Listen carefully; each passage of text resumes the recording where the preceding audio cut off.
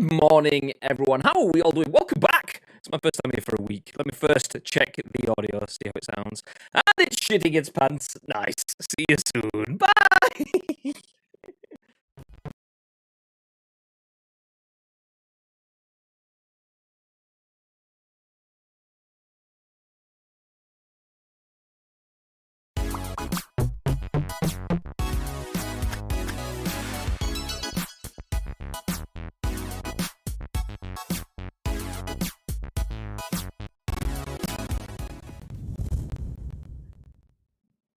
Good morning, everyone. Let me check the audio. I'm just trying this first.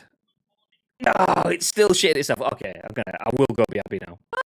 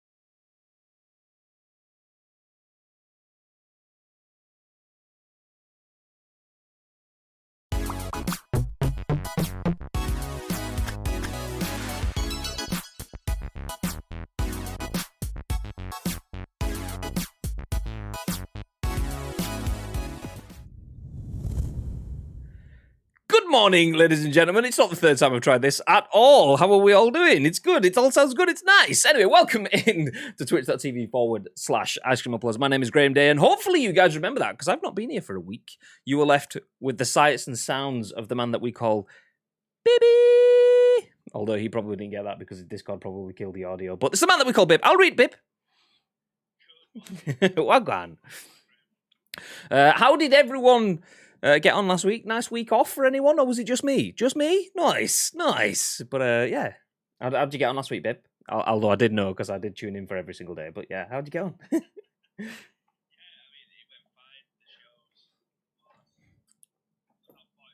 Which is perfect because no one wants to listen to me talk for 45 minutes. Even when we stream for like 3.5 hours, 4 hours, I don't talk that much because I'm usually invested in the game. So it was quite difficult to be able to talk consecutively for 45 minutes. And even I was getting bored of my own voice. So thank you for everyone that actually participated and joined me last week because I probably wouldn't have been able to do it without you guys. I think you're quite harsh on yourself because so many times it's like, oh, I can't wait for Graham to be back. Oh, this is the bit that Graham usually does. Oh, I can't. But yeah, you got it in the bag. Do you know what? Bibby's one of those modest people that he's just fishing for compliments. That's what it is. That's what it is. He knows he's got it on lock. It won't be. I get enough. I get enough compliments. I think I'm a very, very good co-host. I just don't think I'm a very good host. That's the difference. Well, you managed to get show to sub for 13 months just 3 days ago, looking at the notifications, so you can't be doing it all too bad. Anyway, welcome in. If you are in the chat, please feel free to let us know if you are here. It's nice to have you back, although it's nice for you to have me back because I was the one that left. You know what I mean? Anyway, you know what I mean. Anyway, welcome in. For those of you who don't know, you've probably forgotten because it's been a week since I've been here. But my name is Graham Day. Hi. And this is the one that we call Bib. And we are Ice Cream Uploads. And in true Ice Creamy fashion, this is The Scoop, the UK's #1 video game podcast, even if we do say so ourselves. Anyway, we're going to bring you the daily dose of news from the world of video games and beyond. We give you our thoughts and impressions on the biggest, the best, and the breaking stories from the world of video games each and every single weekday live on twitch.tv/Ice Cream Uploads, which is where we are right now at 10 a.m.-ish. You will notice that Bibby did it last week and it was like 10:20, 10:30-ish. Graham jumps on, it's 17 minutes past 11. So we do have a specific emote for that, which does say the word ish because we go live at 10 a.m. ish each and every single weekday on twitch.tv/Ice Cream Uploads. If you are live with us, though, you guys know the drill, hopefully. Please feel free to get involved in the chat. It's a nice conversation when we speak and you speak back to us, but it's important that you do that, not just because it's nice, because we give you our thoughts and impressions, but we want your thoughts and impressions on our thoughts and impressions, because we turn this live stream into a podcast, a video on YouTube, and an audio podcast on iTunes, Spotify, SoundCloud, and Google Play. So if you're in the chat, please feel free to use your voice on behalf of everyone watching and listening on demand. Nice. Before we jump into the news, though, I didn't get a chance to... Well, I did get a chance to say congrats because I kind of gave him the code last week. But congratulations to Mr. Big Zombie Monkey. I'm not sure if he's in the chat this morning. I've not seen him so far. But he managed to bag himself a copy of Valheim, but not Valheim, last week. We were giving away a copy of Valheim or a game of your choice. Spike already had Valheim, so chose to have Outriders on PC, and he's been playing it a lot since, so nice. GG, Spike. And he got that for free. Well, not for free. It's one of those, like, Game Pass free, air quote marks thingy. He's subscribed to the channel, which obviously cost him money, and we appreciate it massively. And because we appreciate it so much, that everyone that is a sub and is in our Discord can enter into !loot drop. You can bag yourself a prize once a month, and Spike's the first person to win 2 loot drops. Is it 2 in a year, or did he win December? I'm not sure, but it was fairly recently. So I'll probably say in the last 6 months. He's won twice in the last 6 months. Yeah, I know he won either December or January, because I'm going to say, let's say December, because I think he won. No, Gagad won December. Spike won January and April, so Spike's not doing too bad. GG, Spike. Nice. Yeah. Nice. So yeah, anyway, Spike won the loot drop, which was a game of his choice, of Valheim. He chose Outriders, and jobs are good. And we will be doing another giveaway, !loot drop, to get the information on the last loot drop. We haven't decided on what this month's loot drop is. If anyone does have any suggestions, feel free to throw them out. If not, we'll just give another giveaway of a video game of the choice. But if you've got anything else, that might be quite nice to have, then do let us know. Do let us know. Also, insert coin. We are part of the insert coin streaming family, the coin army, and we stream on insert coin's channels. That's something we need to have a think about, actually, because we have a bunch of streams coming up over the course of the year. I haven't told Bibby, but I've had an email from insert coin this morning just confirming that our stream dates for the rest of the year. So we have 2 dates booked in. They've now kind of given us longer term dates over the rest of the year.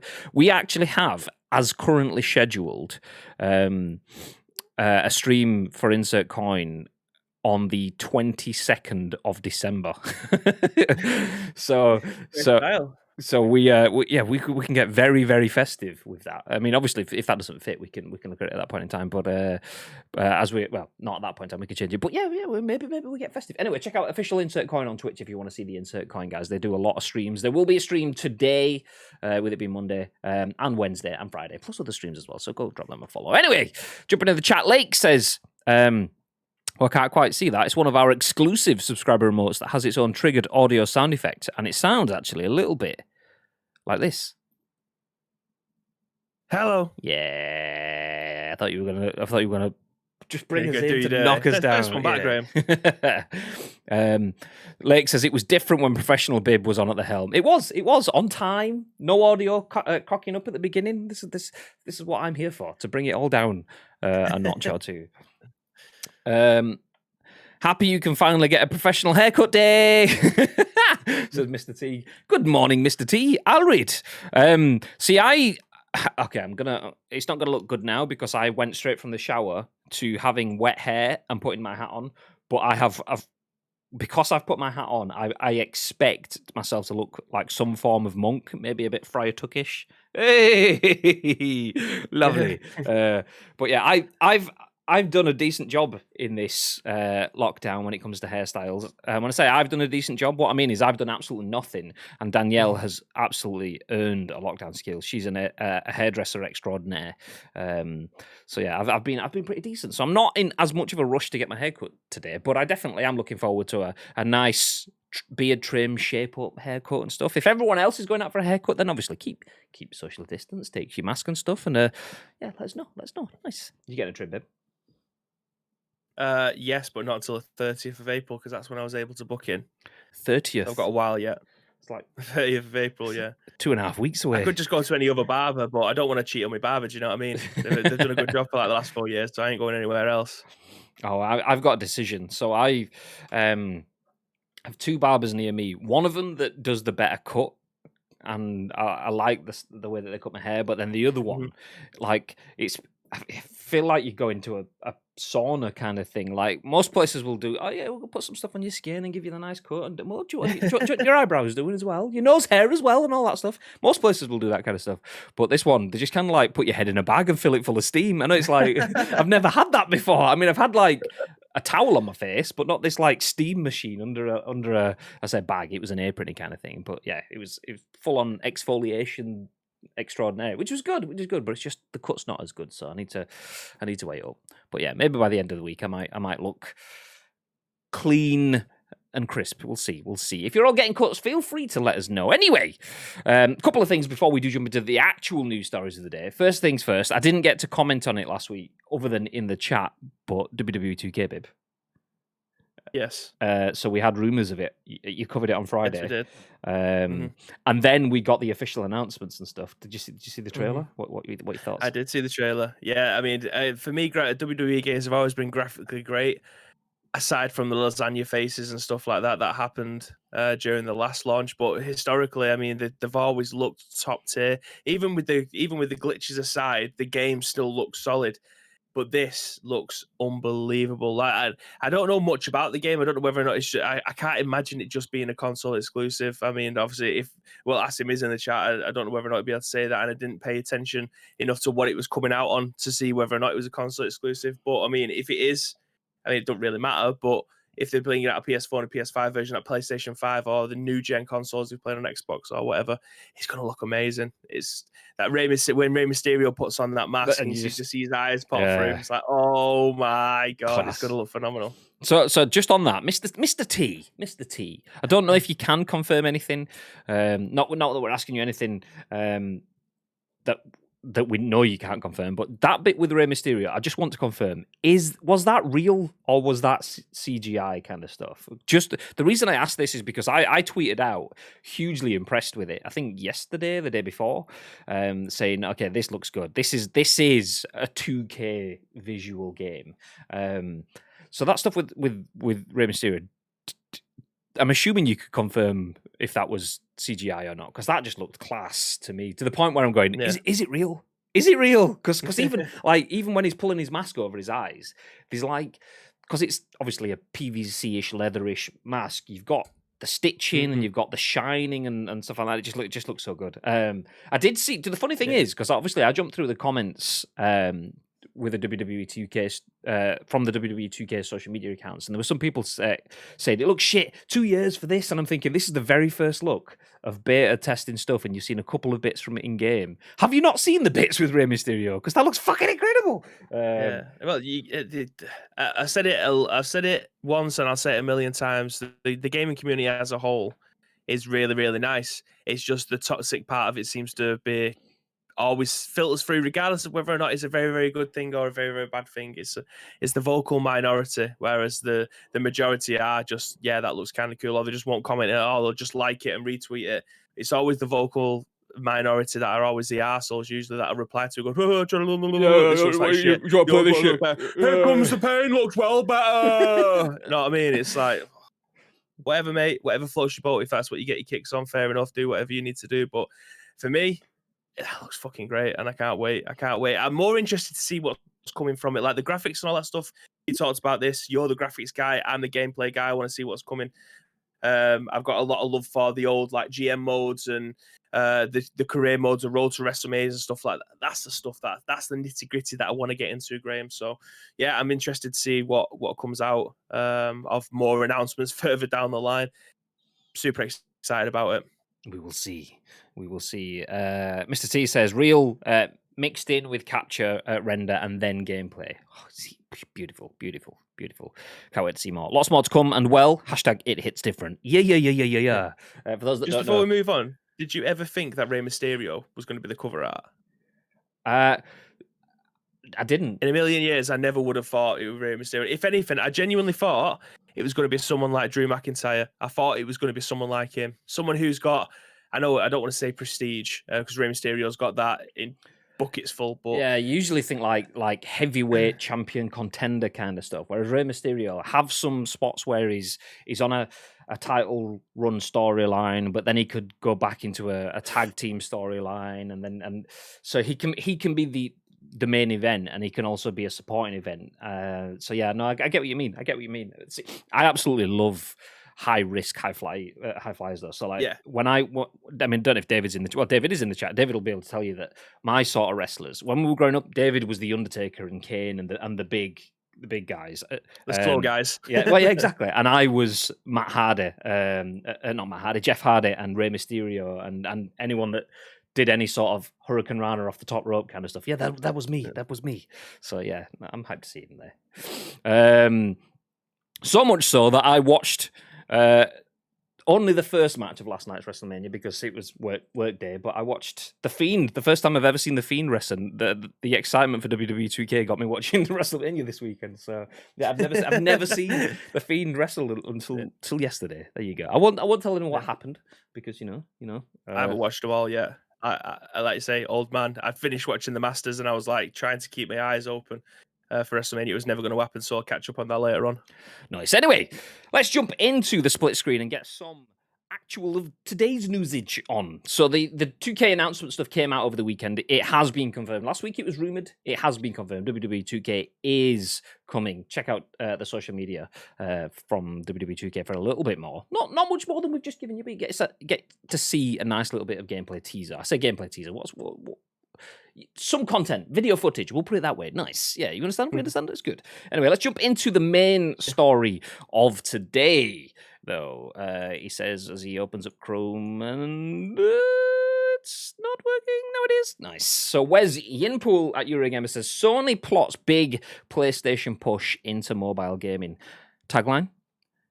Touchy subject. Hey, GG's, Wes. So Sony is plotting a big push into mobile gaming with the biggest PlayStation games key to the effort. A job advertisement for head of mobile PlayStation Studios, SIE, reveals plans for the successful candidate to, quote, focus on successfully adapting PlayStation's most popular franchises for mobile. Quote, you will be responsible for building and scaling a team of mobile leaders and will serve as the head of this new business unit within PlayStation Studios. So, what should we expect? Well, PlayStation's most popular franchises include Naughty Dog's Uncharted and The Last of Us series, Polyphony's Gran Turismo, Sony Santa Monica's God of War, and Insomniac's Ratchet and Clank. Perhaps we'll see mobile iterations as a result of this new push. Don't hold your breath, though. The job ad says a roadmap will need to be developed for a 3 to 5 year time frame. Sony already has a mobile publishing label called PlayStation Mobile Inc., which has published the likes of the PlayStation app, the PS Remote Play app, Endless Runner, Run Sackboy Run, top-down puzzle game Uncharted Fortune Hunter, AR app God of War. Woo! Madge! Thank you very much. I sub hello Pasape sub Thever2 sub Hypopracy sub Felicia sub. Appreciate that match. What a guy, Felicia sub. Hey. Thank you for 10 whole months, Madge. Appreciate the support. Thank you very much. And Bonsai's in the chat as well. Good morning, gents. Hey, everyone in the chat. Hope everyone is well. Hope you're all doing wonderful. Let me catch up with that. So I was reading through a list of the apps that Sony PlayStation Mobile Inc. has developed. So we got to AR app, God of War, Mimia's Vision, and a handful of PlayStation 4 PlayLink titles such as Supermassive's Hidden Agenda and Flavorworks Erica. Interestingly, Sony has also used PlayStation Mobile Inc. to publish PlayStation games on PC, such as Horizon, Everybody's Gone to the Rapture, and the upcoming Days Gone. Caitlin, thank you very much for the follow. Welcome into the channel. Happy Monday.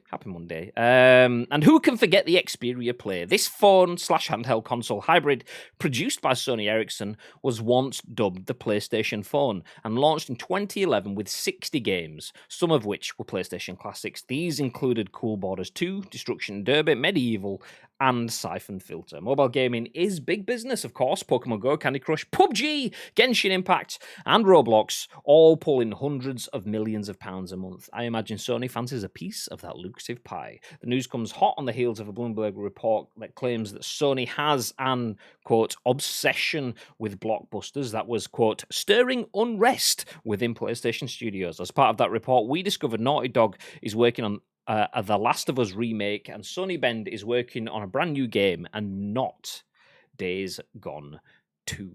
Lots to unpack, particularly in the little bit at the end there.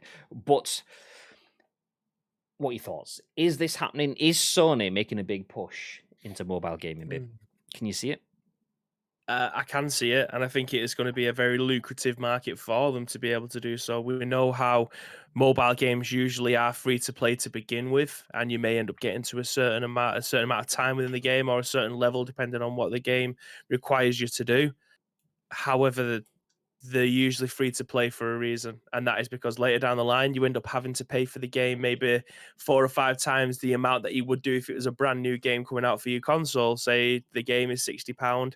If you are massively into that game or the franchise, then you probably end up spending a lot more than that in microtransactions along the way. So it doesn't surprise me that they want to try and get into that market at some point. For those of you that are watching on podcast services, i.e. like I don't know, YouTube, you're probably going to see the thumbnail. If you found us through social media, you would have seen the thumbnail, and it's from an Uncharted game, mobile game from 2016, I'm going to say.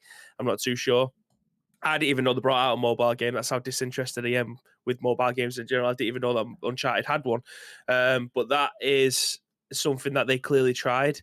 Probably didn't work out for them. Again, no facts behind this, but the fact that I don't think that game exists anymore may be proof of that. But it's a market that I think they could get into with all of their IPs to try and make something out of it. If everybody else is doing it, why aren't they? Because there will be people who are hardcore into Uncharted, and it may end up being like a base builder game similar to The Walking Dead or something along those lines. Obviously, you've got Naughty Dog that have created the Crash Bandicoot Runner, which has just come out not long ago. So there is a lot of games there for them to be able to pick up and potentially use. So it could be a flying simulator with Spyro or something along the lines like that. I know this, obviously, these are Naughty Dog games. But yeah, I mean, it's interesting to see how they end up pushing on with these in a microtransaction mobile game going forward, because that's essentially why they want to do it. They're not going to be making a AAA game. We had Uncharted Golden Abyss. We had Uncharted the Golden Abyss for the PS Vita, which was a very good game. Actually, it's one of the few Uncharted games that I played. I played it because it was on Vita. It's the only Uncharted game that I've not finished. Not because it was bad, but just because it was on the Vita and it was the only thing I was playing. So it wasn't like, once I finished that, oh great, now I've got nothing left on my Vita. So I played it on trains and things, and it's just, it was decent. It was decent. It was an Uncharted game on the Vita. Yeah. So they had the mobile phones, the Sony mobile phones and stuff like that, like it mentioned it there, where it's basically just a PlayStation 1 emulator that you could download. It was just a PSP Go, essentially. So yeah, it's not as if they haven't tried to do it in the past. The PSP is obviously the best handheld that they've ever made. The PS Vita was fantastic. It just didn't get the support. I think they've been shaping up to go into mobile devices for a long time, because everybody in the world, regardless of what age you are, pretty much has a mobile phone. From the age of you probably being nowadays, if you're a 2 or 3 year old, chances are you've got your own tablet and you're playing games, you're watching YouTube Kids, you're doing all that stuff. Kids are playing Minecraft or whatever the fuck it is that the kids are playing on their tablets now. Everyone has one. So why not have that game available in everybody's hand? Roblox. Everyone has a mobile phone or a device that can play games on. Why not give it to the biggest audience there is out there in the world, regardless of whether or not you're on a console side or a PC side? Everyone has a mobile device. Everyone has access to this game now. The interesting thing is, I feel there's a bit of conflict between mobile gaming and Sony's messaging.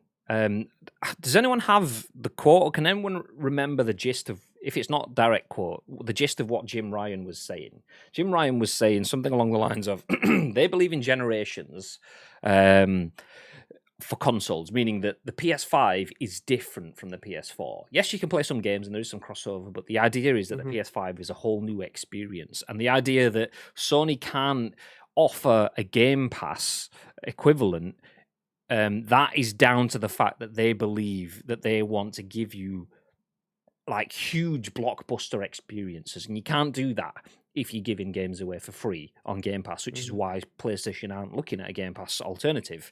Okay, that's fine. Okay, we understand that. So if PlayStation has confirmed that they believe in next gen, massive experiences that they can't give away for free, how does that tie into mobile? Because if we go back to this article, I'll bring it back up on screen. Where do we go? Mobile gaming is big business, of course. Pokemon Go, which is free. Candy Crush, which is free. PUBG Mobile, which is free. Genshin Impact, I believe, is free. And Roblox is free, all pulling hundreds of millions of pounds a month. I imagine Sony fancies a piece of that lucrative pie. So how do we get next gen? I mean, obviously, it's mobile, so it won't be next gen, but like forward thinking, big blockbuster experiences. How do you morph that into something that is free to play, that has not loot boxes, but in-game purchases, in-app transactions? How do you get a transactional model into something like that? It just seems like a bit of a juxtaposition in terms of, okay, that's what they're aiming for, but they want mobile as well. How do we get this to work? And this is where my worry is. Not that I believe mobile gaming is bad. I don't know. I don't play mobile games much because I'm at home. I have everything I need at home, a PC, a PS5, just to the side of me that can play most, if not every game out there. So my mobile is very much low down the pecking order.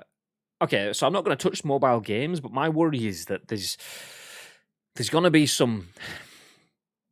what's the metaphor? Like, you've got to break eggs to make the omelette. That's one I use all the time. I imagine there's going to be a lot of games that are those broken eggs before we get the omelettes. We're going to get a crap version of God of War or The Last of Us or another Uncharted that are all just a bit stepping into the realm of free-to-play, but have a bit of a jarring, breaking the immersion loot box in-game transaction, if that was the case. But yeah, I mean, that said, mobile is huge. It definitely is huge. Mobile steps closer to consoles every day. In 10 years' time, mobile might be stepping closer to PC. You never know. Obviously, PC will keep moving forward, but the gap might close enough. So it absolutely makes sense for them to get in now, especially if they're looking at 3 to 5 years in the future. Look at where mobile gaming was 3 to 5 years ago, and look at where it is now. The gap from like how far away it was from being core games 5 years ago to where it is now is monumental. So 5 years in the future, mobile gaming will be even bigger, massive. So it makes sense for them to get into it. I don't know. It just seems like a jarring message. Only focusing on big blockbuster console selling titles and then moving into mobile, which is generally more successful as free to play. I don't know. I don't see how it works. Could you imagine though if they, for instance, there's been a lot of mobile phones that are video game compatible now in terms of you can get a controller for them. You can use I don't know, this is a cheap generic controller that I use for my Nintendo Switch, but you can buy clips that go in it so your mobile phone can sit on top of it and you can play video games. Imagine if they was to bring out AAA titles for your mobile phone that'll probably cost like £10 to £15. Would that be more? Would more people be interested in video games then? Because the reason it puts mobile phones put me off is because I know there will be a point which I can play to before I have to start putting money in, which then stops me altogether from wanting to play that game. There isn't many mobile games that I've played where you get to a point and then you can continue playing for free. Like Top Manager, the football manager game that I've picked up on my phone, I played it for a season. At the end of the season, your players get worse. The only logical way that you can put and get them players back or be able to buy new players by putting money in to buy tokens. The tokens you can then use in the transfer market to put bids on players to then get a better players eventually down the line. So you technically have to put about £20 a year, £20 a month, £20 a season into your game to be able to compete and do that. Otherwise, you're going to end up with a team full of 3-star players when you're coming up against 7-star players every week. So there is always a catch down the line with mobile games. If they was to bring out AAA games to a degree, so it's not a 40-hour experience, but it may be a 5 to 10-hour experience, would people be willing to pay like £15 to be able to play those games on their mobile using a controller and not touchscreen control? So you could use a generic Android or iOS controller, like the Game Pass ones that you could get now. Is it the Razer Kishi or something like that, where you can plug it into your phone and you've got pretty much like a Switch-like experience on the go? Yeah, I mean, mobiles are engineered now towards external applications. For years, it was the on-screen, annoying as hell digital controllers, whereas obviously Razer Kishi and things like that now exist, but not not just that, but iPhones can now connect to a PS4 controller or to I think PS5 controllers now. There was a bug with the software when it first launched. I've not tried it since, but they can also connect to your Xbox controllers and so on. So mobile phone manufacturers want you using external peripherals so you can get the better gameplay experiences. But to answer your question of would people pay that, I mean, I think so. I don't really know. The reason I say I don't really know is because when mobile phones started to have app stores 12 years ago, whenever it was, 79p for an app was a bit of a... You spent 79p on that, mate. What are you on about, mate? 79p, and then there was the options to spend like $4.99. And I remember like when you were getting, I mean, not Final Fantasy because that one did come out, but let's say something like Streets of Rage came to the iPhone. And it was like $4.99 on the App Store. It's like $4.99. I mean, you'll go to McDonald's and you spend 15 quid without thinking it, but $4.99 for I don't know about that. But then people started spending it, and then we got to the point where I think Final Fantasy was about 15 quid when it came out on the mobile. Same with there was Grand Theft Auto games, I believe. People were happy to spend that. There wasn't tons of people, but people were happy to spend that. Then we started to get the development of free to play being not just a cash grab and not just a time sink. It was something that was a bit more cleverly thought through, and people started to invest money into the free to play because it wasn't just a case of okay, the game's free, but no, I can't play it. It's pay to play. Oh, fuck's sake!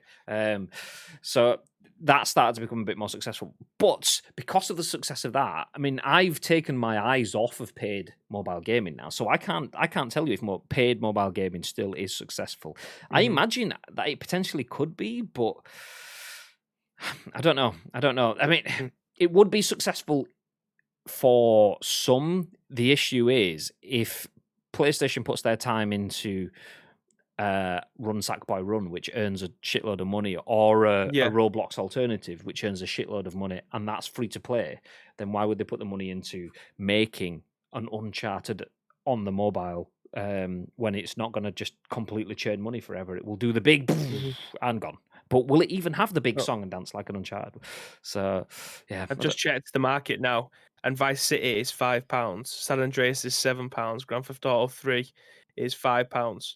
GTA Chinatown Wars is £5, and that's on the Android marketplace. So there is still demand. There's 1 million people who've downloaded Vice City. There's 1 million people who've downloaded GTA 3. 1 million people who's downloaded San Andreas. Chinatown Wars, 100,000 people. So, yeah, I think there may be a market of sorts there, but it depends on how much you're willing to pay. I mean, a million installs for a console game is sufficient for a lot of games. When you're comparing GTA to GTA, millions is what was it? GTA 5's on like 160 million or something now. Okay, yeah, it's not that big in relation to that, but in relation to a lot of big games, a million installs is nice. But in relation to mobile games, you regularly see. I mean, I can't remember what Pez's just. It's like 400 million, wasn't it? Something like that, yeah. So mega numbers. So 1 million. Okay, is that enough? Obviously, that's you're getting 15 quid off that one person to get it there and then. Whereas Pez is free, and out of those 400 million, say 60%, I don't know what the number is, won't put a penny into it. So does it balance? And that's the question. But I mean, I hope they do. I hope they do because mobile is definitely a force to be reckoned with. It's easy for people to brush it off, but I believe that mindset is a 12-year-old mindset. Mobile gaming, why would I play on a mobile screen? 12 years ago, people didn't even want a touch screen phone. So, yeah. I mean, if we got the likes of Call of Duty Warzone, PUBG, PES, FIFA, all these games that I've come to know on my console, if I'm able to play those games on my tablet with a controller, I'm probably more likely to pick up a battle pass because I can play it wherever I want. Then if I'm fucking going wherever. If I'm going to the pub with my friends, not ever taking my tablet and my controller with me. But that is another viable option if that was the case. Oh, happy pub day, by the way, for all you guys and gals out there that are able to now go to the pub. But it just using that as an example, I can take my tablet, my controller, wherever I want to go to be able to play these games, but I can't, and I don't like using touchscreen. So that, for me, is a market that I will never really invest in unless controller support and video games adapt to that down the line. Because I mean, you can pick up a generic. This controller here was meant to be £40, and I picked it up for £10. I can use it on my PC. I can use it on my Nintendo Switch. I can use it for my phone. It's a universal controller that I can use for anything. If I wanted to, and they allowed me, I would probably play PUBG Mobile because I could play it everywhere. And it seems to be a little bit better. It's clearly got a hell of a lot more bots than on the console version because I can actually get dubbed. No. When we won on that train journey, we were just absolutely legendary. That's what it was. So yeah, it's a viable option, and then I would be able to probably invest a little bit more money into it. But as it stands, mobile gaming isn't for me. There's a game called Life After that I really, really, really want to play, and it looks like the video game that we are going to talk about later on, and the game that me and you are both hyped for with the day before. It looks very similar to that, and I have tried to play it numerous times. There is a PC version of it, but it's only available in Asia. Even if I was to put my VPN on and change it to that side of the world, it still won't let me play in it, which is highly annoying because it's a game that I really want to get into. But again, it's just you can't use controllers, so I just don't want to play it on my mobile. It's super annoying. Do you know what's super annoying? Is trying to concentrate on a conversation when you've got an absolute pun fest going on in the chat. I know. I've stayed well clear of this. So for those that can't see the chat, if you're watching or listening on demand, there is because obviously we're talking about PlayStation potentially stepping into the world of mobile naturally because we like a good pun or six here on Ice Cream Uploads. The chat has gone into the realm of giving PlayStation games the mobile treatment. So it started off with Mr. T. Horizon Zero Dawn. How about Horizon Zero Phone? Hey, Gary, The Master of Us. Hey, Asim Kill Phone. Hey, me saying Days Gone, but with the PH instead of the G. Days Phone. Not so good. God of 4G. Didn't see App Escape. That's quality. Ratchet and Crank Call. Siphone Filter. Concrete 4 Genie. Uncharted, not the Lost Legacy, but the Lost HTC. Hey. Uncharted 3, Drake's Reception. Spider-Man, Miles Morales. Hey. Whoever thought that last one. Taking credit for that one, Graham? It's me. Splinter Cell Phone. This is amazing. That's what you like to see. So there you go. This is what you should be tuning in live on twitch.tv/AskRemotes if you have any more. Game mobile crossovers, then please feel free to drop them in the chat or send them to us at Ice Cream Uploads across all social media. We'll love to see more. Nice. Time for a bong. Good morning. He says, don't forget phones getting better. One day phones will be more powerful than PCs. I mean, and even if they're not even more powerful, even if they're just kind of on par or even supportive, before we get to the point that phones will be more powerful or as powerful as PCs, we could get to the point where PCs become irrelevant. And I know this is like suddenly the master race are smashing their keyboards at me now going, what? But I mean, in terms of PC, I have a lovely PC there. It's a thing of beauty. But also, if I could just have all of that power in something this sized, then, yeah, well, why not just do that? Or what if we've got xCloud and GeForce Now or whatever it's called, the ability to play games remotely through the cloud on a mobile device. Maybe there's crossover elements there where you can have mobile games that are built for mobile, but also tie into their console/PC equivalents and stuff. So there's definitely stuff for PlayStation to play with there. And the fact that Xbox aren't really dabbling in mobile, but also have mobile covered with xCloud could be part of the reason that's made PlayStation jump into that as well. Because Xbox have gone, okay, we don't want to bother with mobile. We want to bother with the Xbox ecosystem, and we want to bring that to mobile.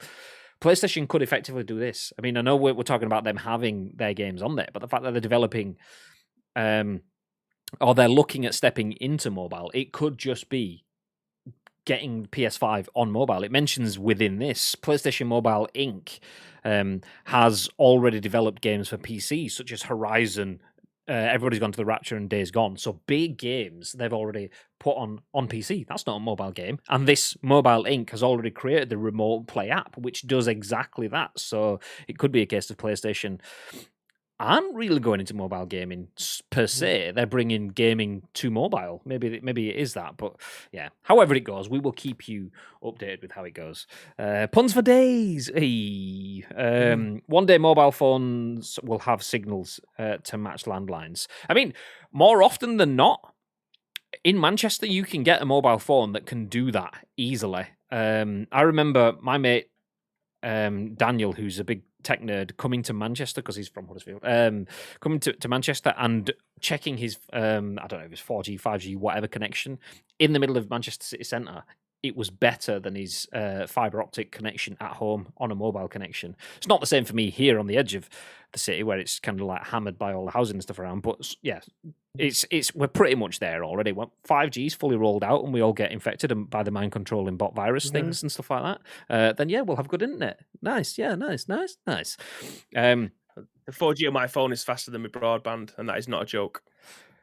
Mine can be because my broadband plummets, which is also not a joke. Fuck's sake. They said that the PS5 will be the last physical console. There'll be apps on TVs soon. They've said that for the last 2 generations, though. I don't believe we're at the point where we as people aren't ready to move away from the box under the TV yet. We're closer to it than we ever have been before, but there's still a need for it yet. And I think even things like Marvel's Falcon and the Winter Soldier and WandaVision and whatever else that comes out, The Mandalorian, things like that, people still want to sit around and have those shared experiences. And that's just people globally. There's still a family element, so I'm not sure whether we'll get rid of it in the next generation yet. Xbox are definitely putting their eggs in that basket. They want the Xbox without the box. They want you to be able to play on PC and your mobile and your laptop.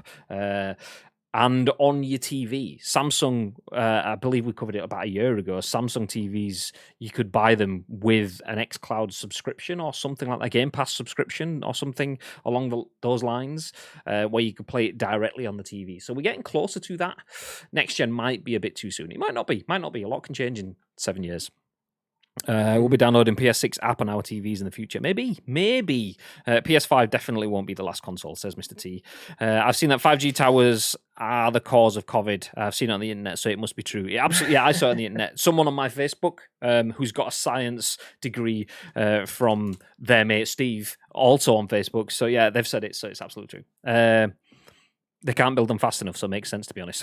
Yeah, there you go. There you get rid of production queues. Your only issue is, have they got a TV? Which they need to have it anyway. Anyway, let's move forward. So PlayStation potentially dabbling in mobile games. Will they be releasing The Last of Us Part 3 on mobile? Or will it just be a case of The Last of Us Part 3 will come out on consoles that you can play on your mobile? I don't know. They're definitely looking at something there. We will keep you posted if there is any developments on that story. Speaking of developments, or rather, not enough developments in this case, Epic would like a wonderful development. They've had quite a lot of developments, to be fair, but those developments have been costing them millions of dollars. As this article, once again from Yin-Poole, says Epic is losing hundreds of millions of dollars in its war against Steam. Apple wonders whether the Epic Games Store will ever be profitable. Once again, written by Yin-Poole at Eurogamer, it says, in its bid to take on Steam with the Epic Games Store, the company behind Fortnite is burning through hundreds of millions of dollars on exclusives and free games. The Epic Games Store releases free games every week and has snapped up a number of eye-catching PC launch exclusives since it went live in December 2018. Of course, it's expected that providing so many free games and timed exclusives would cost Epic cold hard cash, but the sheer numbers at play are eye-watering, and it's all spent at a loss. Court documents published this week as part of Epic's high-profile legal battle against Apple reveal Epic committed $444 million in minimum guarantees for 2020 alone. A minimum guarantee is an advance paid to a publisher or developer, whether or not the game itself makes enough money to claw the advance back. An example is the 9.49 million euros 505 parent company Digital Brothers received from Epic for PC exclusivity for Remedy's Control. It's a huge amount of money to pay out to developers for minimum guarantees last year, but it's something Moneybags Epic is willing to do in order to take on Steam and its 30% cut of revenue. As Epic boss Tim Sweeney said in June 2019, quote, "We believe exclusives are the only strategy that will change the 70-30 status quo at a large enough scale to permanently affect the whole game industry."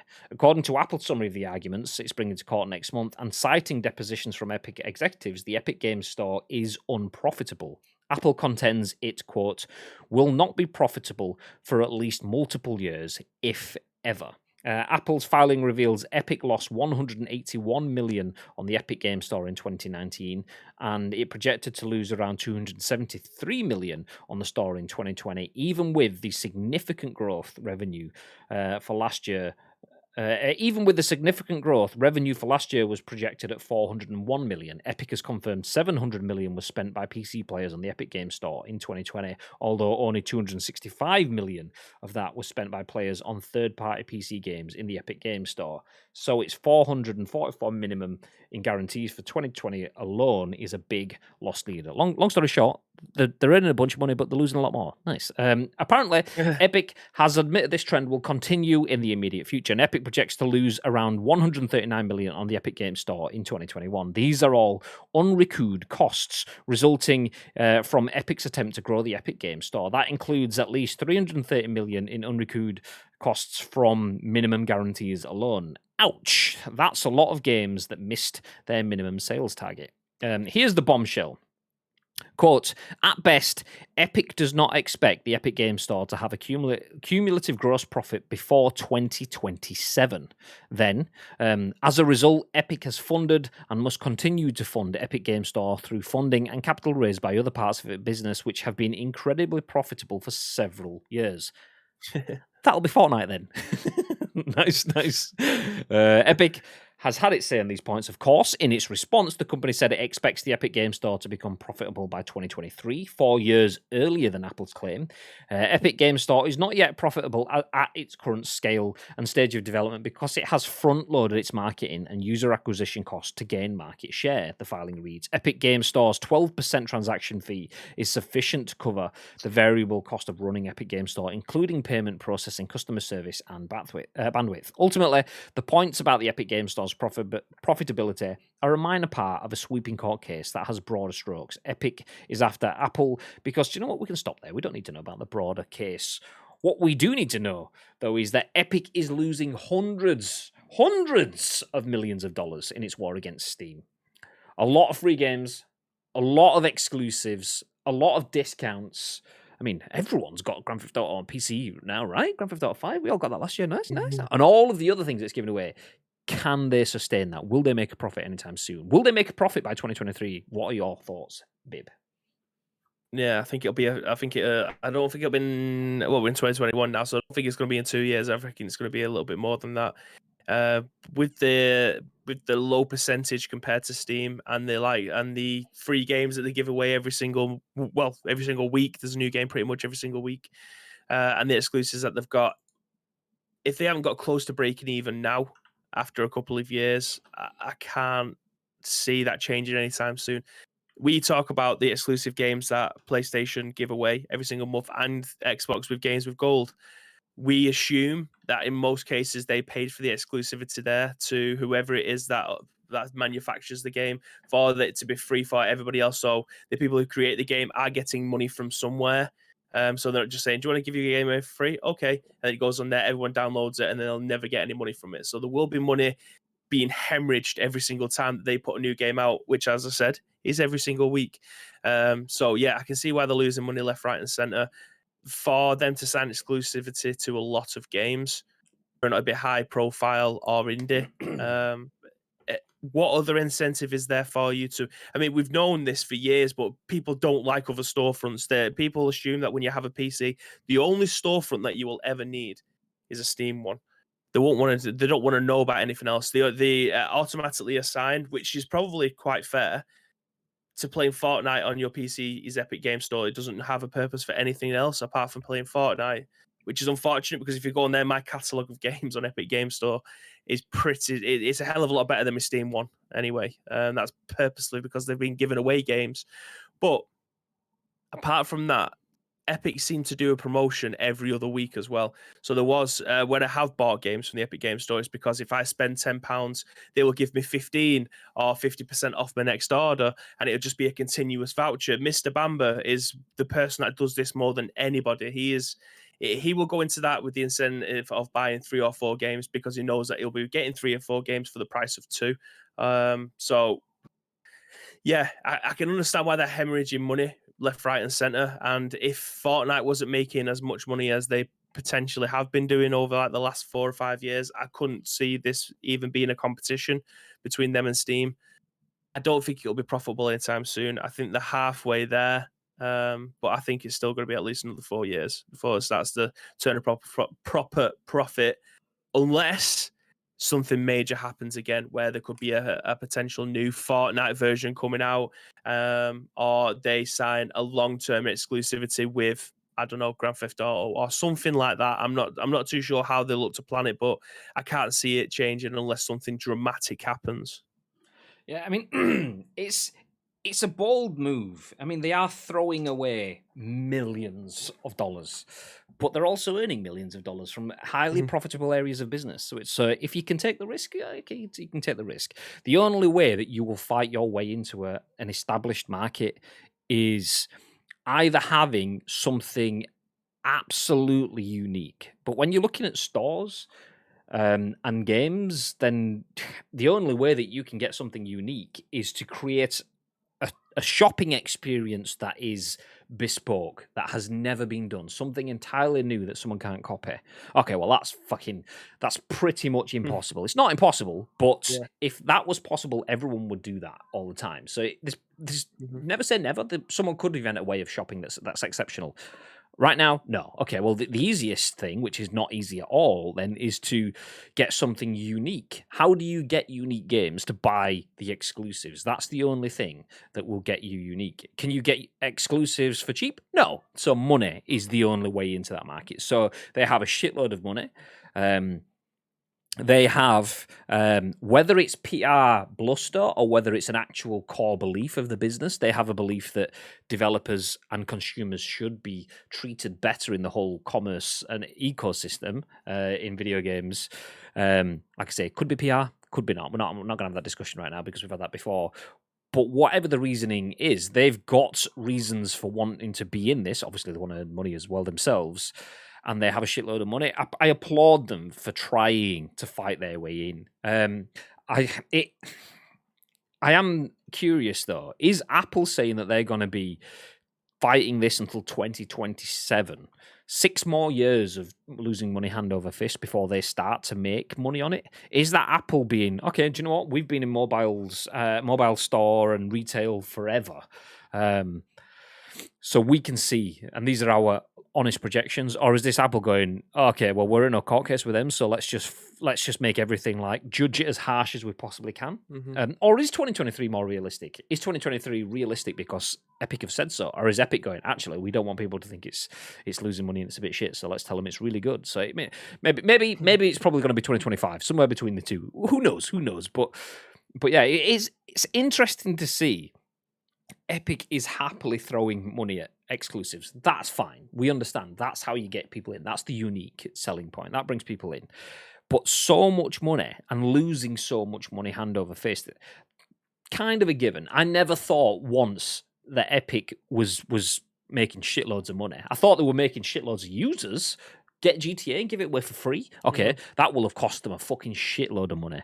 That would have got them a shitload of users. So GG's, fair play. I thought they were building for something for the future. It starts up a different conversation line in my head, though. Okay, we'll take that face value. Epic's losing money, fine. Okay, it will continue losing money until it makes money, fine. if Epic is losing money because it's giving what was the phrase that they minimum guarantees. There we go. Minimum guarantees. So because they're running off of installs and exclusivity, and I mean, whether it's exclusive or not, they're saying to developers that we will guarantee you a minimum return on investment. For having your game on Epic Game Store for free, we will give you $10 million, $20 million, 30, whatever it is. Can we extrapolate that to Game Pass? Because one of the things we've had previously is Epic Game Pass, the best deal.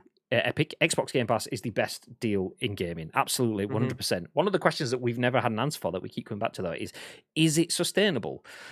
Is Xbox doing an Epic Game Store? Is Xbox losing money hand over fist? Highly likely that it's not going to be at 440 million a year because Epic is buying exclusives from other people. Xbox are developing their own exclusives, so they're not losing as much there. But to have... I can't even think of what games are on. So it's Outriders. They will have had a minimum guarantee from there. What's that? Is that a 20 million game, 25 million game? Is it a 50 million game? Will they make that money back? Epic isn't making that money back. Not yet. People are getting it and installing it, but not as much as they were hoping for. So they're having to shell out more money.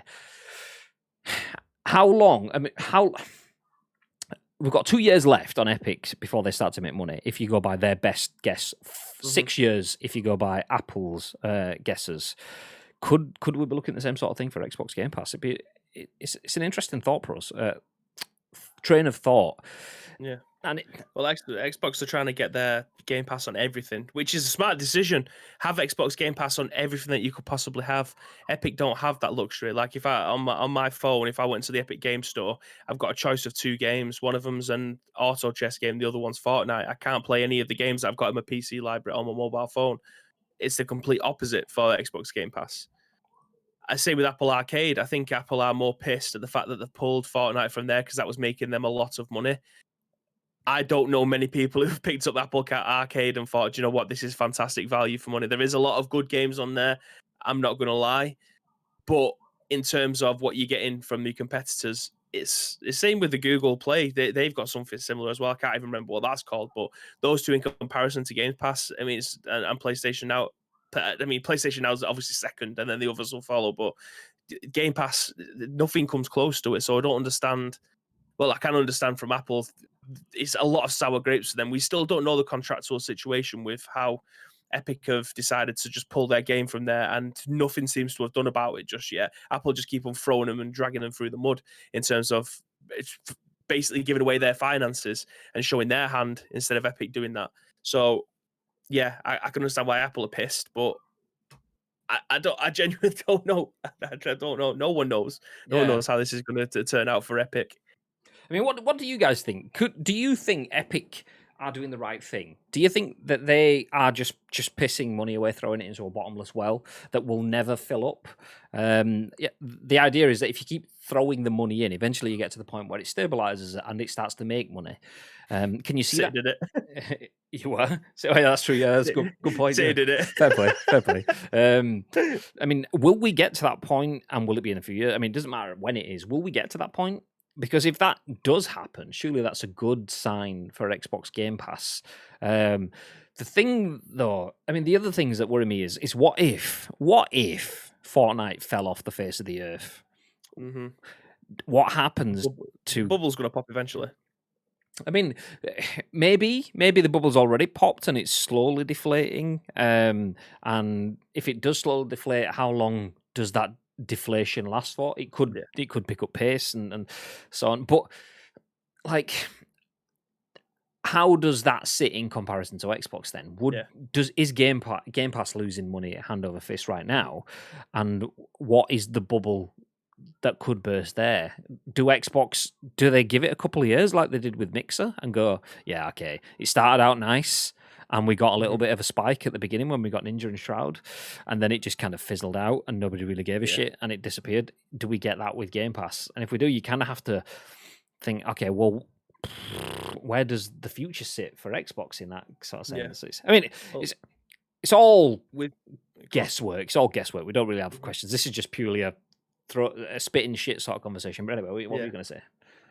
like I don't know how like when it comes to the likes of Game Pass, obviously it's fantastic value for money, and the games that you're going to be getting out of it are fantastic. It's not as if they're just a load of indie games you may play for 10 minutes and then that's that. The games that they're giving away for you, which can differ from PC or playing it on your console, they're very, very good games.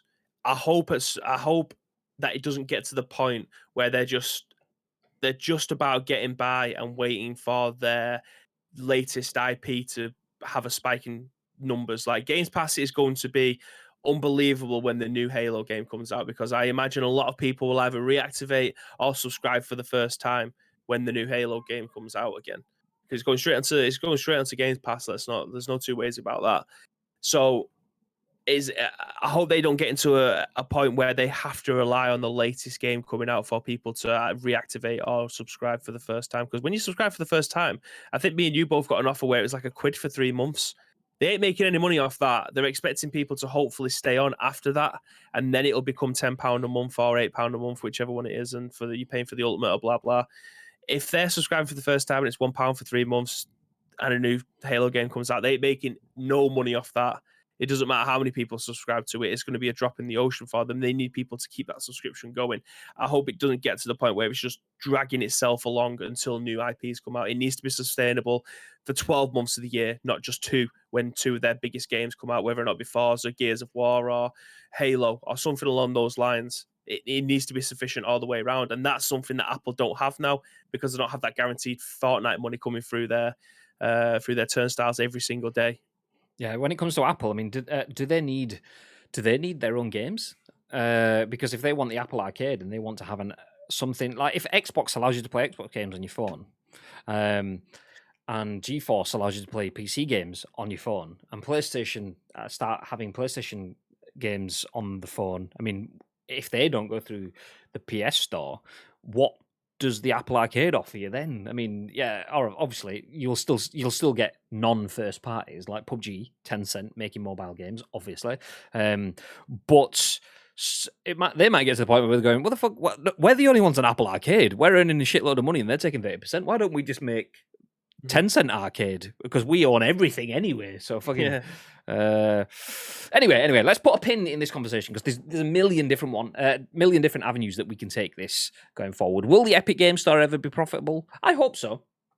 I genuinely hope so. I don't mind options and choice. I don't want too many options. It's quite funny because I don't mind having Steam and I don't mind having Epic Game Store. I start to resent when we get into Origin and things like that. I'm thinking, don't want another one. I don't want all of the stores. I want it to be squashed down enough, but a bit of choice is good. So I hope Epic Game Store does start to become profitable. Because I mean, if look at how much they're giving away when they're losing money. Imagine how much they could give away when they're making money. Yes, please, all the free games. So hopefully.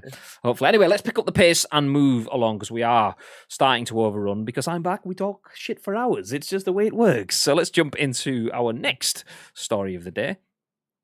Speaking about new games and the future, Nintendo is gearing towards new original IP in the future. This is written by Chris PENWELL, which his name is absolutely perfect for a journalist. Chris PENWELL. Jeez.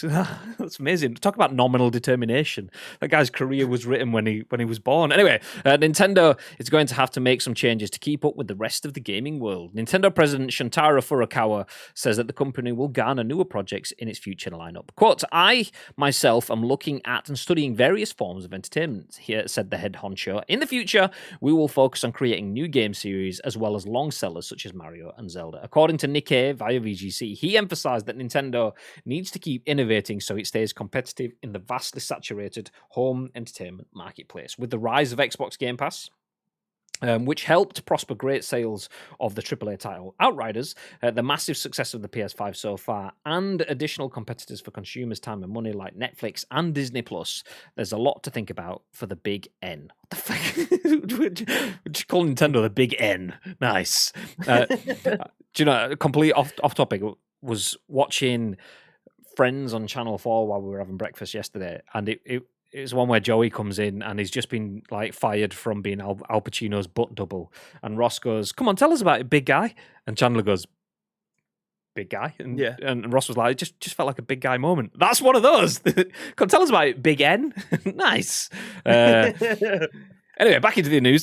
Quote, in order for customers to choose games in their finite time, they have to be interesting, said Furukawa, according to VGC. Competition is tough, and I am not optimistic. Furukawa also explained how the hardware side of the business will be going in the future. He mentioned that the company is, quote, constantly building up ideas for new consoles the market is expecting, but there are some things we can't do now due to technology and cost constraints.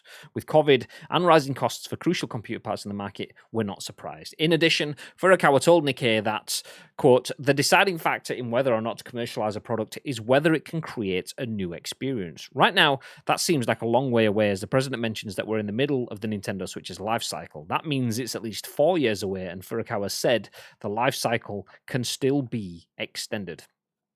Ever since the massively successful Splatoon pushed its way to the Wii U in 2014, Nintendo hasn't heavily invested in new intellectual properties. There have been smaller releases like Ever Oasis, Dragalia Lost, and Sushi Striker: The Way of the Sushido. What a name. But none have ever reached the heights of the Kid Squid's popularity. Perhaps with more of a budget and further marketing, these new games could succeed in today's market. It's quite the surprise this strategy hasn't occurred at Nintendo in any major way for around 7 years. Splatoon 2 alone has sold over 10 million copies.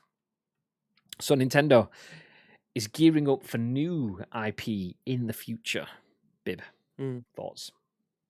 Yeah, I mean, for any other first party, I'd see it as kind of like a no-brainer. People always want new IPs. Or so when Nintendo talk about it, I don't know why, but I get a bit nervous.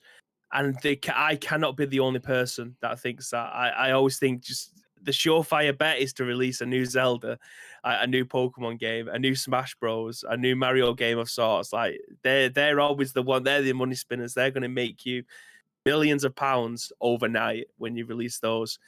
I didn't realize Splatoon had been going that long. I honestly thought it was a little bit later than that, but 7 years is a long time. And I think we're getting. Pardon? Absolutely, I agree. I didn't think it was that old at all. So, I mean, we're getting Splatoon 3, I think, this year. Where did we see the trailer for that first? Was it the last Nintendo Direct or the Direct before? Yes. I can't remember. Yeah, all of the things. So, yeah, it's... I always get super nervous when Nintendo say they're going to be working on a new IP, and I genuinely have no reason to ever doubt them when it comes to creating stuff like that. Yeah, I don't really know. I genuinely have no idea what it could be, what the premise of the game could be, if it's an open world game or a 2D side scroller with 3D elements. Do you know what? I fully agree. You know, Monster Hunter as well, obviously. Like that's going from pillar to post at this moment in time. It's doing really, really well. What is it they say? Genius is a step away from insanity, and that is Nintendo. Yeah. If there is ever a way to describe Nintendo, it's crazy as feck, but it's pretty good. And it's like it's like sometimes it's just crazy as feck. And that's the thing when they go, okay, we're working off of Zelda and we've got this cool idea, and it's like, okay, well, the idea is pretty crazy. It's making Zelda open world, and you've got gliders and okay, let's and then Breath of the Wild comes out, and you're like, okay, it's crazy, but it's genius. You oh my god, they only went and did it, yeah. And then other things you're just like, oh, like the Wii U. They always work though. Like whenever they bring something new out, you kind of like, oh my god, what's this going to be? And then you play it, you're like, oh my god, this is fucking sick. But I have no reason to doubt what their new IP could be. It's just always like you expect it from the competition. You just, I don't know. It's probably going to be fire. Let's be honest. It's probably going to be a great game. What is it though? I need to know. Like, you can't just say, "Oh, we're potentially looking at a new IP." That's far. That's far too far and wide. Like, we need something a bit more solid when it comes to information like that. So, I have every trust. I know it doesn't sound it, but I have every trust in them that it's going to be a decent game, or it's going to be at the start of something that is going to be magnificent, either out the gate or later down the line. It's just always a risk. I don't know why. I think it's always a risk with Nintendo. I've got no reason to believe that it's going to be an absolute pile of dog shit. It's like Gary's put, same with Ring Fit Adventure. Crazy sales for that. Exactly. If someone tells you, okay, we're going to give you a plastic wheel that you can just bend. Oh, great, nice. And we're going to charge you 80 quid, but you're probably going to have to spend 160 quid to get it. all right. Yeah. Do you want it? And then the entire world goes, yes, please. It's like, what the fuck? It was marketed perfectly, though. Yeah. It's marketed the same way that the Wii Fit and the Wii board was. Like, Who has a I Wii can say Fit in this. their loft? I mean, I do. I do. My nan still uses hers. So, like, if I can say this as a fat gamer, but it's aimed at fat gamers who can't be asked getting off their ass to go jogging down the street or taking up any other sport, and for people who are maintaining their yoga-ish lifestyle or because they can't go to the gym. It's aimed at those people. There's a reason it was sold out everywhere when we went into lockdown 1, 2, and 3, because people wanted to exercise or they wanted to stay active, or it was aimed at people trying to lose their titties like me. I didn't buy it. Shout out to Graham, who got an exercise bike last week. Yeah. Yeah. So, you know what I mean? It's eventually, they all come good. And it was perfectly timed for that Ring Fit Adventure to come out. Would it have done well next year if everything goes back to normal? Probably.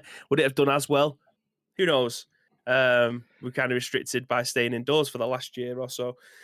But yeah, I mean, I've got no reason to believe that these games are going to be terrible. Again, we've mentioned the likes of Monster Hunter, Smash Brothers, any Mario game, Zelda.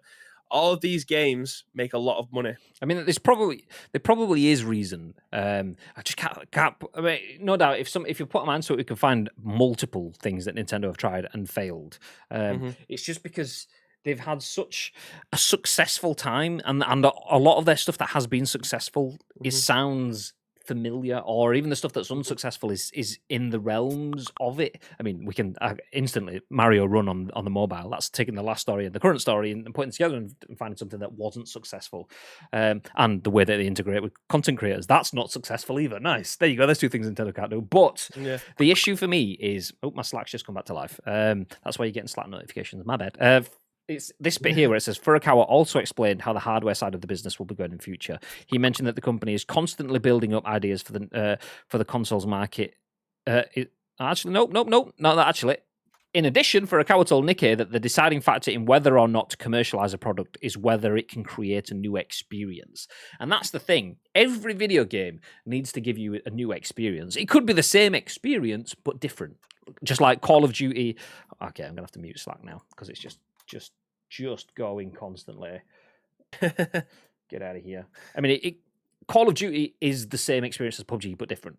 As the same as Battlefield, but different. As the same as, you get the idea. Same, but different. But I think the worry comes from Nintendo suddenly thinks a new experience has to be a completely new experience. And sometimes it's a bit scary and it's a bit extreme. But sometimes restarting it all is wonderful. And that is why Nintendo have been hugely successful. So yeah, anyway, long story short, Nintendo making new games and we should all probably high five about it. Yeah, nice. Time for a bong with a good suggestion for Nintendo's next game, Yoshi Kart. Luigi Kart as well. Nice. Mr. Johnny PSM, who was here a while ago. I did mean to shout it out, but I picked up the pace to try and finish things off. How's things, dude? How are you doing? Money grows on trees for them fools. Imagine how much EA makes on FIFA points. So that was in the last article, actually, regarding Epic and the Game Store. Look at Splatoon, though. Newish IP compared to, say, Mario and Zelda, and they smashed it out of the park. Same with Animal Crossing. Newish, and obviously New Horizons wasn't the first Animal Crossing game that's ever existed, but still newish in relation to that, and they absolutely smashed it. So Nintendo definitely know how to deliver on new IP, for sure. It's just a case of you kind of, I don't know, maybe it's their semi-recent history. They've always been a step close to why you've just gone, like, for every 5 things they do that's exceptional, they do one thing that's questionable, and it's a case of, okay, these guys have done a bunch of stuff that has been successful recently. Is their next step going to be questionable? But you know what, maybe not. We'll see. New IP potentially coming from Nintendo, and we'll keep you informed when it does. Speaking of new IP, though, there is a game that myself and Bib are particularly excited about. And yes, that game is WWE 2K, but that's not what we're talking about right now. There is another game that we are particularly excited about. As we did mention a couple of weeks ago that we are speaking with the dev team in terms of we are talking them in terms of communications and so on, and maybe we will get to play the game for you guys. I don't know. We will see. That's not locked in. But what is locked in is the content that they released the other day. If you don't know what we're talking about, the game is The Day Before, and it looks incredible. So this article, written by Don Peppiatt at VG247, says over 10 minutes of The Day Before shooting and looting gameplay revealed in new trailer. The open world MMO survival game The Day Before has always looked part DayZ, part The Last of Us, and part The Division, and that's never more clear than in its gameplay trailer. Publisher MyToner and developer Fantastic have finally shown off some proper gameplay for the upcoming survival game, which is billed as being an open world survival MMO set for launch on PC via Steam during Q2 2021. So rather than the city we saw in the game's first trailer, the gameplay trailer takes us out into the countryside. The tone, do you know, I'm going to hit play on this actually whilst I read. I'll mute it. There is a little bit of a radio bit at the beginning that kind of like sets the scene a little bit. If you want to watch the video, we'll put the link to the article in the chat so you can watch it. It's a good watch. I would recommend watching it. The game looks really good. So rather than the city that we saw in the game's first trailer, the gameplay trailer takes us out into the countryside. The tone is set by a mournful radio broadcast, interrupted by gunshots and people fighting in the background, before we're eventually shown two players exploring a stream, an abandoned gas station, and fending off the baying undead. Eventually, after fumbling an alarm code, some enemy players turn up to make things harder for the duo we've been following since the beginning. If you're into looting, shooting, and survival, there's a lot to look forward to in this game. Quote, The Day Before is an open-world MMO survival set in a deadly post-pandemic America overrun by flesh-hungry infected and survivors killing each other for food, weapons, and cars, says a description for the trailer. You wake up alone in a world you no longer remember, setting out to find answers and the resources to survive. As per a previous press release, we know that we need to, quote, crush the infected and other players with realistic weapons, becoming a legend of the new world, whilst exploring beautiful yet dangerous places with stunningly detailed vehicles. Expect hardcore survival mechanics and intense gunplay then. Developer Fantastic has previously worked on mobile adventure game Radiant 1 and created a top-down survival game, The Wild 8, but neither were on this scale. Publisher MyToner, on the other hand, is mostly known for free-to-play mobile games, though it does claim to be, quote, one of the largest game development companies in Russia and the CIS. There's no proper release date yet, but Fantastic says it's coming soon to Steam. Babe, I know you're not particularly excited for this, but do you want to try and give us a little bit of hype if you can? Build up to it, yeah, nice. Thoughts? Yeah, we haven't talked about this game much, have we? But in terms of games that I'm super excited for this year, this is easily, well, it is in my top two. First of all, Resident Evil Village. That's obviously number one. This is a very close second.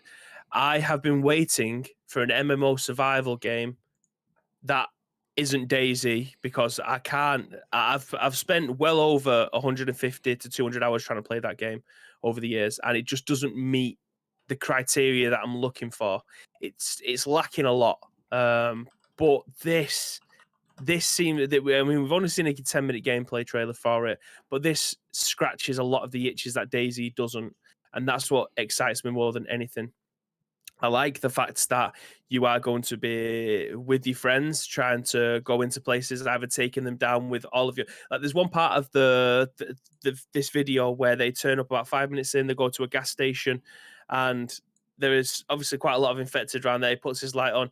First thing he does is something that I wouldn't do unless I absolutely have to. Take your AK out, start firing. All the zombies around the area get attracted to your gunfire.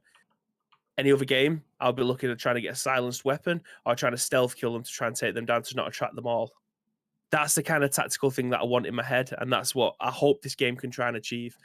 I don't want it to just be another looter shooter, but in a survival world with zombies. That doesn't interest me. What I want is a base builderish type game where you have your settlement, you're going out, you're salvaging stuff, you're coming back, you're upgrading your facilities, you're putting bigger fences around, very much like what State of Decay tried to be. And I think they did it quite successfully, but I hope this has more of a realistic element to it. So same vibe as Escape from Tarkov, but in a much bigger setting with a little bit of the Last of Us vibes, maybe a little bit of the Division vibes without of the bullet sponges. There's a lot that I'm expecting from this game, which is unfair because we haven't heard that much from it. But from what I'm seeing so far, it looks like it's leading me down that direction. I can't wait. I honestly cannot wait. It looks incredible. It does look incredible. So the link that I put in the chat, that should take you through to the YouTube video. It's about 13 minutes 39 seconds long. It's a good watch. It's for it being a gameplay trailer, it's almost narrative. You kind of it doesn't have a narrative, but you almost kind of build a narrative, and then it almost seems to finish on a cliffhanger kind of thing. That's not really what it is, but it kind of has that vibe to it. It's a good trailer. So we've got actually just one before I do that. Gary says that day before font logo looks familiar. Okay, let's open this up. So this is the day before logo within the video. Where have we seen that before? Bomb. Oh nope. Okay. Is it going to work? No, it's not going to work. Ah! Okay, try again. Okay, it didn't work. Fuck.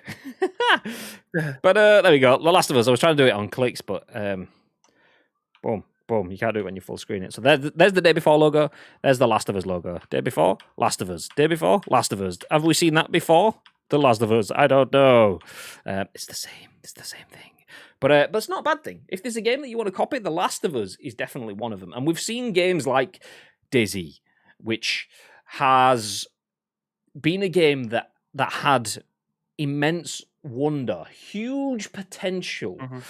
And if you speak to people that have played DayZ for a good chunk of time, they will tell you that it's a game that, whilst it had a huge potential arc and it was one of the best experiences that they've ever had, it was also kind of bittersweet because it felt like the trajectory it was on should have gone further and it never quite went there. So there's always been a bit of an itch to scratch that, to take it further, to give you that survival, looting MMO experience, but better, a bit more polished, and that's kind of what this looks like.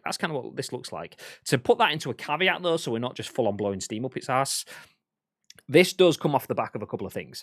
First of all, the way it ended, the article ended. So Fantastic has worked on a mobile adventure game and a top-down survival game. Nothing on this scale. Mytoner, who's the publisher, has worked on free-to-play mobile games. Nothing of this size or scale. So is that a worry? That's where people were kind of going, okay, is this one of those things where developers have bitten off a bit too much? Are they promising the earth, but they're not going to deliver? Maybe. Then you kind of throw that in with this gameplay reveal should have happened on the 31st of March, I believe. It then got delayed until the 6th of April and then had an 8-hour countdown video thingy on YouTube. And as it got to the end of the 8-hour countdown, it got pulled. So I imagine people weren't sat there for 8 hours, but people were sat there waiting for this countdown to finish so they can see this video reveal. And without warning, without explanation, it just got cancelled and rescheduled for 2 or 3 days later. It then did the same thing with a 24-hour countdown, but then did air the video through an IGN exclusive. And it came out and it looked exceptional. So I would say, does this look like it has the potential to be something huge and exciting? Absolutely. Are we hugely excited to play it? Absolutely. Should we temper our expectations because this is a developer that hasn't done anything on this scale, and we've already seen a bit of communicative errors? Yeah, potentially. So we're super excited to see this, and I'm not gonna get myself overhyped to the point where I'm not happy with what's presented because I'm expecting more. So yeah, it looks good. We will keep you up to date with it, but we're gonna try and temper the expectations whilst also being simultaneously fucking super excited about it. Yeah. Why not? Yeah, exactly. So there you go. It looks good. If you haven't seen it the day before, expect a lot more noise. I think the only reason not everyone is talking about this is because of that. Mytoner and Fantastic, the developer, Mytoner, the publisher, and Fantastic, the developer, they aren't EA and they aren't like big stuff, big brands, but we've seen exceptional things happen from small developers. I mean, PUBG is a huge thing that came out of nowhere. DayZ, a similar sort of thing. These are proper PC / content creator games. So I hope that this turns out to be another one of those. An unexpected success. I would love it. See, I agree with what Johnny said in the chat. There is nothing matches the adrenaline rush of coming across another player in DayZ after hours and hours of looting. That is one of the most nerve-wracking things you'd experience in video games. You don't know whether or not they're friendly.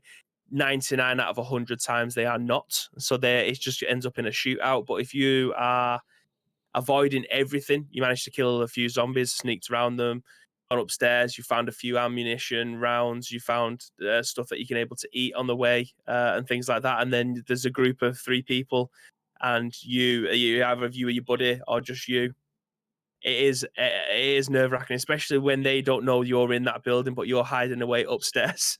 Like it is a phenomenal game, DayZ, in a lot of respects, but it falls down in so many others. So I'm hoping that this takes that kind of suspense atmosphere that you're building and that kind of thing and just translate it. I'm more interested to see how the MMO world works. So yeah, I'm waiting out hope that this is going to be everything that I've ever wanted from a survival MMO game. I hope it hits different. I hope it meets the expectations that we're potentially seeing in these videos, because there's a reason they're releasing these gameplay videos so we can get hyped. They've done that for me, so I'm expecting something from it. I mean, it looks quality. It absolutely looks incredible, the game. I'm going to put it on again while we finish off, just in case anyone doesn't have the ability to click through. Looks, I've just opened up page source. There you go. I'll leave this bit on while we're still talking. It still looks exceptional. And they've got those what they call wind dancers, those fan dancer things, like the big thing next to the petrol station that's dancing around. Yeah, look at it go! Woo! But yeah, it looks good. It looks good. Hopefully. There's one bit, if you want to skip through to the end, maybe to 12, 14, where that suspense that we was talking about from other players. You see him looking out the window, 2 cars coming, and then it's panic stations. Yeah, you've got like a Jeep and a police car driving through the field that you're like, okay, do I stay and fight? I mean, that's the thing. I'd love to hear the party chat, but not what was the Xbox game where they're like, there's someone on your left. Don't worry about it. I've got them. Like, I want to hear people screaming. I want to hear me and you going, I mean, we'll stop there. It looks good. I hope there is proximity chat and things like that, because proximity chat would be incredible. I did see people asking questions about, will there be proximity chat? I feel there kind of needs to be. If it's not modded in, I mean, it will get modded in, providing that is allowed, kind of thing. But it should be in by default, because that kind of makes these games. But yeah, definitely. If you haven't seen it, the video link was in the chat. I'll put it in again, just in case you. Nope, I've not got it. Let me click it. I can drop it. Nice. So we'll put the link to the video in the chat. Watch it. It's definitely good. We'll keep you updated with that, because we are excited to see what comes of the day before. So there you go. That could be the next year, and Ice Cream Uploads planned out. I mean, bit of day before, maybe some PUBG bits thrown in, some WWE 2K, a bit of PGA 2K as well. Actually, there you go. Nice. PGA, obviously. Yeah, exactly. This channel is the only place you need to be. You're goddamn right. And on that bombshell, let's wrap things up. Just before we do, looks awesome. DayZ was dog shite though, says time for a bong. I mean, it was eventually. It was good. It was good to begin with. It's a bit harsh to kind of. It's easy to say it's shit based on what it is now. A lot of people would say PUBG isn't what they want it to be, but you can't argue with how much PUBG did for the world of video games. Without PUBG, we wouldn't have Warzone. Basically, that's the gist of it. I mean, it's obviously probably too harsh, but you get the idea. When we're talking about what games it was going to be, before we announced it was the day before, Gary said Care Bears 3D. Close, but not quite right. I'm looking forward to the HUD game. Which one's that one? Which was that one? There is nothing that matches the adrenaline. Oh, you've read that one from Johnny PSM. I'll read it anyway, again, just because I'm halfway through. There's nothing that matches the adrenaline rush of coming across another player in DayZ after hours and hours of looting. Exactly. That is why I play PUBG, because no other BR gives you a hint of that risk element that you have in DayZ. Those 4 hours of just stonewall looting, surviving, eating, drinking to just get shot straight away and die. You kind of get a little bit of that in PUBG, so that's kind of why I like it. I wonder if that's a Sony created custom font or if it's just a standard one that anyone can use. It's just get a long capital lettered sans serif font and then just make it a bit gritty. There you go. That's all you need to do. If it's the former, they might be getting a call from a lawyer pretty soon. Yeah, probably already the phone. I was very excited to see Day Before, and I will wait to see it with high hopes, says Lake. It looks good. It looks so good. Johnny talking about Daisy says, absolutely ruined by the slowest development of all time. Well, see, that's where you're wrong, because you're implying that development happened. Banter. Yeah.